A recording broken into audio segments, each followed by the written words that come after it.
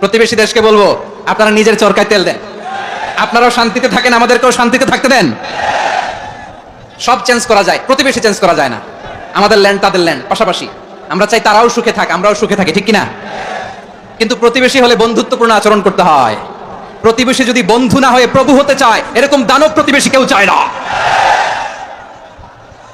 ভারত যদি বন্ধুত্ব উপহার দেয়, আমরা বন্ধুত্ব দিব, কি বলেন?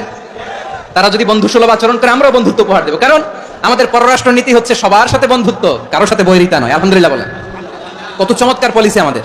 আমরা নির্বিবাদী, আমরা বাংলাদেশিরা শান্তিকামী, we are proud of that. এজন্য আমরা গর্ববোধ করি। আমাদের পররাষ্ট্র নীতি সবার সাথে বন্ধুত্ব, কারোর সাথে শত্রুতা নয়। তাই প্রতিবেশী দেশকে বলবো, আমার ভাইয়েরা, আপনারাও আমাদের ভাই, বন্ধুত্ব দিলে বন্ধুত্ব পাবেন। বন্ধুত্ব ইজ ওয়েলকাম, দাদাগিরি নয়। বন্ধুত্ব ওয়েলকাম, দাদাগিরি নয়, লাউড এন্ড ক্লিয়ার। ভারত যদি বন্ধুত্ব দেখায়, বন্ধুত্ব পাবে। কিন্তু ভারত যদি বাংলাদেশে আধিপত্যবাদ বিস্তার করতে চায়, বাংলাদেশের 18 কোটি জনগণ সেটা রুখে দেবে। ভারত যদি গৌর গোবিন্দের ভূমিকায় নামতে চায়, দেশের 18 কোটি মুসলমান শাহজালালের ভূমিকায় নামবে।